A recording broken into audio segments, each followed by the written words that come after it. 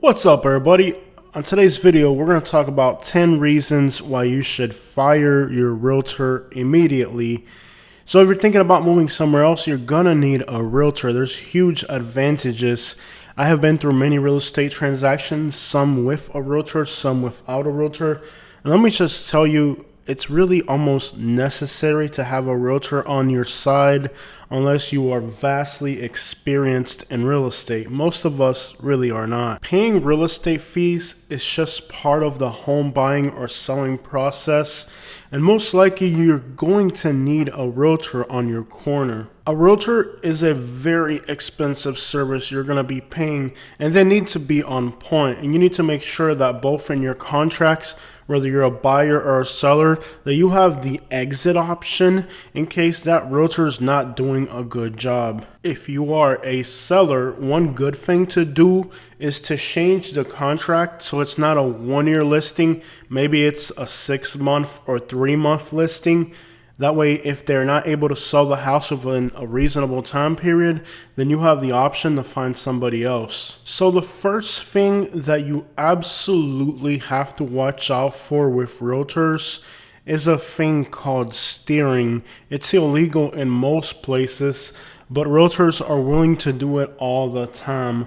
Many realtors claim that they have absolutely the best intentions for you, the buyer. And it's not that a realtor isn't gonna have good intentions. You could definitely have a realtor with incredible intentions by trying to get you not to buy a house in an area, but it goes against the real estate license. And if they're willing to bend that law, who knows what else they're willing to do that's illegal. So what exactly is steering? Well, steering is kind of telling the person buying the home that the neighborhood that they're buying in is one they should avoid because a particular race or demographic is very prevalent in that area. There's a lot of ways that a realtor could steer you, and just to make it understandable, I'm going to give you a few real life examples in a very crude way just so you can understand exactly what steering is. There are like a lot of black people in that neighborhood. That is like really scary. If your realtor says something like that, it's definitely time to drop them. Usually that type of behavior violates their real estate license,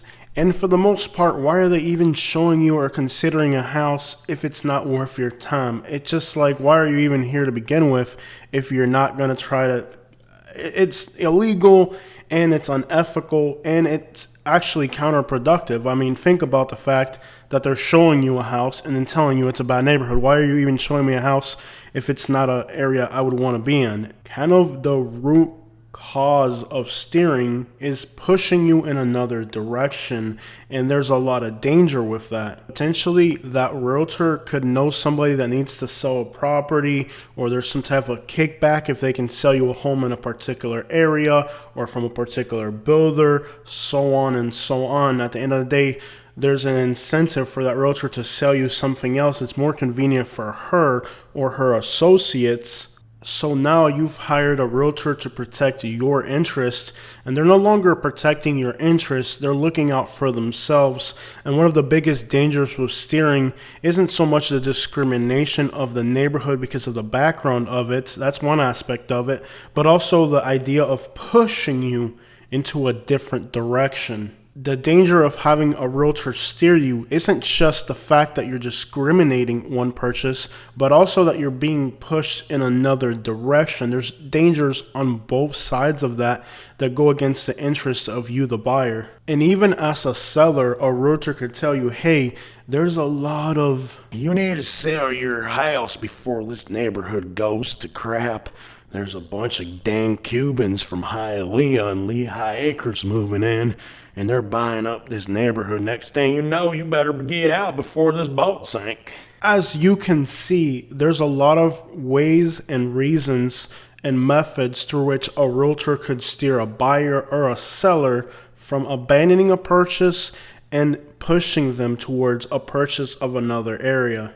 There's been areas where one family moves into a home and a realtor will have many people leave the neighborhood through steering, convince people that this neighborhood's now gone to crap because one black family moved in or one Mexican family moved in. Now the whole neighborhood's gone to crap.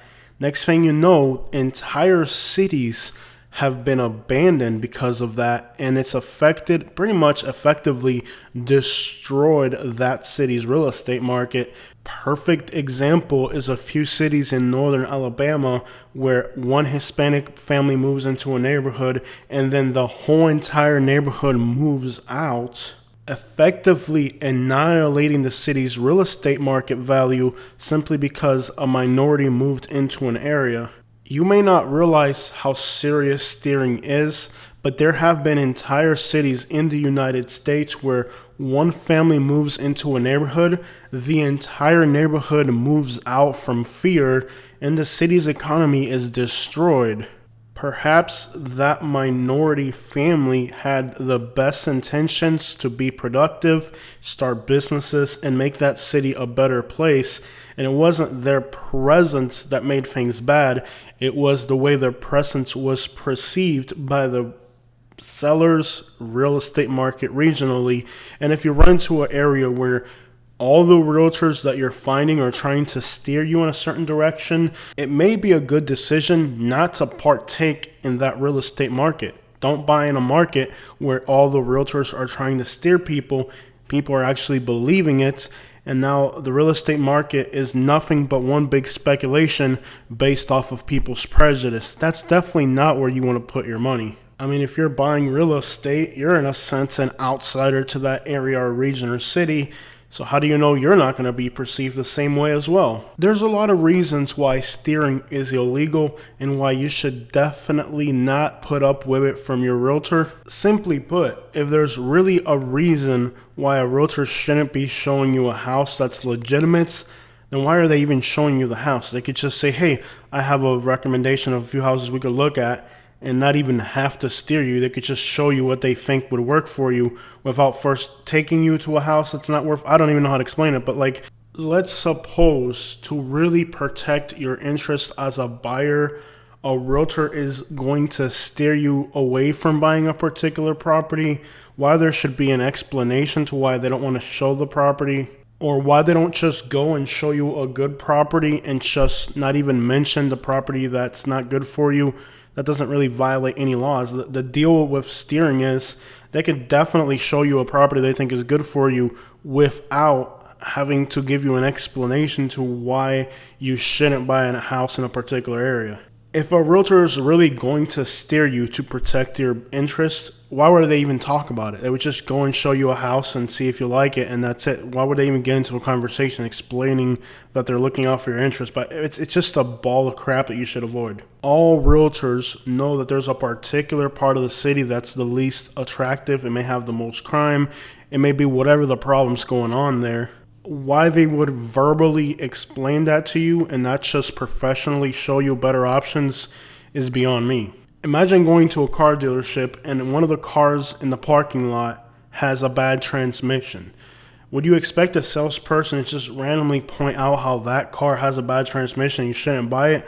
That would seem super sketchy, suspicious, and unprofessional. If you go to a car dealership, and I've had this happen to me, like where I want to buy a particular car, and the salesperson just kind of seems like a decent person, and they just say, let's look at some other options. I've definitely been in a situation like buying vehicles where a salesperson with good intention says, hey, you know what, let's just look at some other options. But they found a professional way of doing it that wasn't by criticizing the car you were going to buy and telling you, hey, this car's got a bad transmission, or we've had endless wiring problems with that car. That's unprofessional, and that's possibly going to be a spooky sign if you're a buyer. But regardless, I'm not going to say that intentions are always bad, but if it's an illegal practice in the real estate world, why would you hire somebody that's willing to bend the laws of their license for the occupation they have? That's not somebody you want on your side. And again, most realtors understand that there's particular neighborhoods in every city that just are not the best for you. All they have to do is simply smile, not answer your question, and show you a property that does fit your needs better. A realtor could also find themselves in a situation where, hey man, I want to buy a house in Florida, but I don't want to be around these dang Cubans with their loud reggaeton music playing till 2 in the morning. There's a lot of legal approaches how as a realtor you could handle a client that makes a demand like that. You're actually trained on handling situations like that when you obtain your real estate license. There's perfectly legal ways for a realtor to handle that situation, including completely ignoring your request or just explaining to the customer that doing just a thing is illegal according to their real estate license. I'm sorry, I can't hear you right now. There's a large... Is that a mariachi band playing in the background? I'm sorry, I can't hear you. So the first part, I can't hear what you said, would have been a good response. The second part about being specific about a mariachi band being the reason you can't hear them, that's when the law was broken. And on both sides of that scenario, you want to make sure that your realtor abides by these laws. If a realtor's really looking out for your best interests, there's no reason why they should break laws in the process.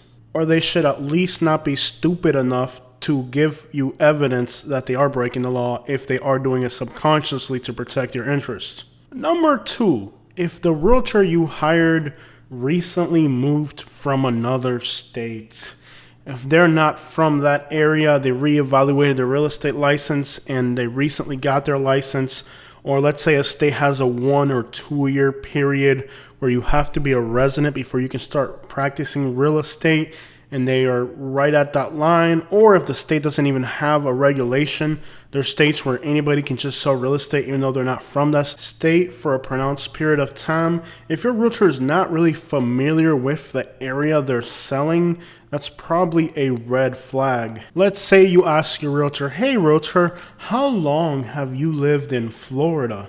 "I'm from New York. Just moved down here from New York and I became a realtor so I could sell some houses." So you're telling me you're not familiar with the state of Florida. You recently moved here, but now all of a sudden you're selling houses in Florida? Forget about it. I'm from New York. I just moved here from New York. I'm selling houses so I can keep up my car payment. Hey, I gotta put these kids through college. Forget about it. In a case like that, you're probably simply just subsidizing their lifestyle. They're under a lot of pressure to make sales. Perhaps it's no longer your interest that this realtor is looking out for. They're adjusting to life in a new state and they have to make sales to keep up their new lifestyle. Hey, I'm not going to go back to New York, Vinny.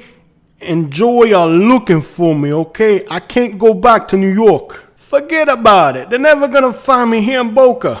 The type of answer you might want to hear is something like, "I'm originally from Alabama, but I've lived in South Florida so long I've picked up a New Yorker accent. Hey look, I don't even know why I talk like this. I'm not even from New York. All my customers are from New York.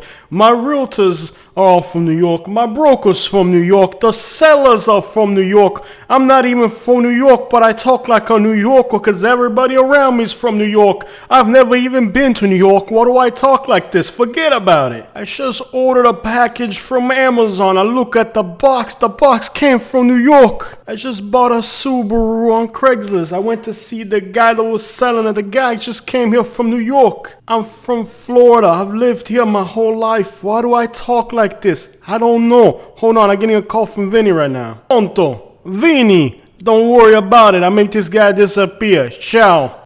Number 3, if you found your realtor on YouTube. If your YouTube realtor is the person that's going to be selling you a house in Florida, you're going to have to really think hard on whether YouTube is the place where you should find and hire a realtor from.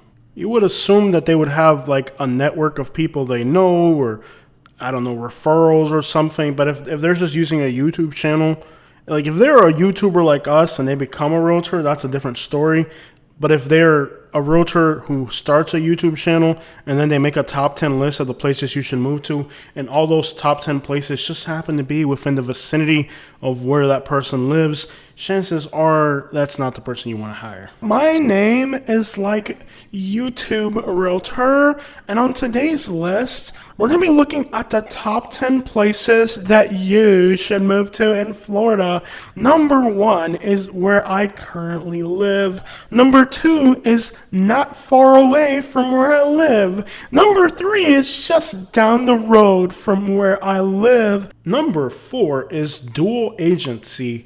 This is where, let's say you're selling a house, you hire a realtor, and the realtor that you have hired knows the selling agent for the other party, especially if they're in the same brokerage. Now, that's not legal in a state like Florida, but let's say you're buying a house in Alabama, a state that allows dual agency. Now your realtor can actually have the buyer of your property be somebody from their own realty brokerage. Means that everybody is now in cahoots with each other against you. I actually had this happen to me in Alabama. It opens a legal can of worms you don't want to be in. Luckily, if you're buying in a state like Florida, it's not allowed. However, if by any chance you realize that the realtor that you have hired to sell your house just happens to know personally the person on the other end, like, don't even worry, I have a buyer for it already. Yeah, that's actually a red flag. It means that your interests are no longer being protected, especially if that person buying the house is friends with your realtor, or they're a big investor that's linked up with your realtor in order to get some type of kickback and get your property for less, or convince you to do the paperwork in a certain way that's convenient for them. Like I said, it just opens a can of worms. The realtor is there to protect and look out for your interests, and if they have any type of affiliation with the other party, usually is not good for you. You could have somebody make an offer that's higher, and they may not go with that offer because they're already intending to sell the property to a particular person. That's just one example of how that situation could not work out in your benefit. But of course, the list of possibilities here are really infinite. Mambo number 5. This is going to surprise you, but don't hire a realtor who's been selling houses for too long. This is that decrepit elderly realtor who is like a living fossil type of person. Well, I've been selling houses here since 1865. First house I ever sold was a plantation mansion right after Reconstruction. Beautiful, ain't it, about home. You want to make sure your realtor knows how to send an email, make sure that they're not trying to send a telegraph out to get your contract signed. The problem with realtors like this... Hold on, y'all. Hello, this is Jose. We're live on YouTube. How you doing today? We're on YouTube. Let's do it. What do you got? Hello, this is Carl, a virtual assistant with United Funding. My purpose of calling is to remind you that the Employee Retention Tax Credit filing window is almost closing. Okay, well, what I want you to do... No, it's not all right. Look, man. Let's say you're a realtor and your customer wants to live in a neighborhood where there's not too many dang Cubans from Hialeah. What do you say to them? What are your thoughts on realtor? This guy is a good realtor. He knows the law. He knew he couldn't answer that question, and he's calling me from a New York number. You want a realtor that is up to date, not only on like practices of real estate, laws of real estate, but also the trends of people. And this is where like a recent arrival from New York realtor may actually be a better option than a realtor who's lived in Florida for 150 years, is that at least that realtor will understand the prices, the mindset, and how much somebody's actually willing to pay for a property. I remember when $1 was $1. I don't know if you guys have noticed this, but through my real estate transactions, the older the realtor is, the less they think you're going to get for your property. A young person understands what $1 costs these days and will help you get a better out-the-door price if you're a seller. And if you're a buyer, they'll just understand how much things actually cost today. Well, when I was growing up, an 1,100 square foot Cape Cod house was a mansion. Well, look, realtor lady, it's me, a poodle, a couple blow-up dolls, and we want a 5,000 square foot home. Number 6 is you don't want any drama. Now, real estate transactions can be a lot of back and forth and a lot of negotiating. The last thing you want is a drama queen realtor. Making just a large purchase is stressful enough already. To add a drama queen back and forth realtor to the situation. Also, when there's a little bit too much extra emotion, a little bit too much suspense, playing with your emotions, ups and downs, yeses and nos, back and forths, are usually tactics of something sketchy about to happen. So if you start to notice there's too many ups and downs, too many hills and ridges and drops, and today it's happy, tomorrow no, oh we got bad news, oh we got bad news again, we got good news, we got bad news. Those are usually tactics of somebody who's trying to manipulate your emotions. If you think it's getting a little bit too intense and there's too many emotions involved, it might be a good time to step back, reflect, and even reconsider what your real intentions are behind that realtor that's giving you so many ups and downs. Buying or selling a home is a very stressful process, but there's no reason why your realtor should take you on an emotional roller coaster ride. It's not a reality TV show, it's your money, it's your real life, and you should have the dignity of not being put through these types of up and down roller coasters. So if you find that your realtor is a little bit too extra with the emotions and the sound effects, it may be time to find somebody who's more down to earth and understands this is a business transaction, not a Spanish novela. La casa no se va a vender. Hay un muy grande problema. That doesn't mean you're not going to have a complete clown show take place during your transaction, because when there's large sums of money, people can act outrageous, but it shouldn't be your realtor. Number 7 is that we're only taking offers over asking price realtor. I have seen a lot of properties that I would have bought that I would have paid the asking price, but when I called the realtor, they said, we're only taking over asking price. Turns out that the house actually sold for less than what I would have paid the asking price in the long run. These are not the type of realtors you want to deal with. You make your offer. They're required by law to let the seller know. Sometimes these realtors have these ultra big egos and they only want to bring offers to the table that are greater than asking price. And a lot of times those people are doing the same thing with 50 other people, and those sales fall through, but the real buyer could be lost in that process. These are the realtors with huge egos. Their ultimate goal isn't to help you buy a property, it's to prove to their sales broker that they're the biggest realtor on the face of the earth. Number 8 is not willing to invest time. I recently watched a YouTube video about a realtor from Huntsville, Alabama. She said she just couldn't handle getting a phone call during the weekend when the kids are playing football. It's just too much. Now, your realtor is going to have to invest a lot of time into their occupation. They're going to have to show houses that eventually aren't going to sell. And if they're not willing to put in that footwork to make thousands of dollars, then maybe they don't deserve your thousands of dollars. If they just feel like the sale should just happen and that they shouldn't have to go through all this work, and you'll find realtors, when you call them, they'll let you know straight off the bat, hey man, you're going to look at 3 houses and you're going to buy one because I ain't got all day. Some of these realtors are better fitted for the fast food world than they are for the fast house world. They're just trying to make a quick sale and they really don't want to put in the effort. They just want to grab and make a huge commission and not go through loopholes and not go through effort and not have to answer the phone on a weekend. That's not the realtor you want. The realtor you want has to be dedicated to what they're trying to do. And that's where it's good to have somebody that's not too experienced because they're still hungry to make those sales. Not under the stress because their Mercedes-Benz car payment is $1,400 a month. But you get the idea. You want somebody that's going to put in the work. You need a realtor that's willing to be responsive. And a lot of realtors will straight up tell you from the get-go they're not going to put in that much work. Number 9. Not a realtor that has a full-time job doing something completely irrelevant. If your realtor is also a full-time bartender, possibly not the one you want. It's okay if a realtor has a gig on the side or does something during the weekends or has a part-time job. There's nothing wrong with the realtor having several sources of income.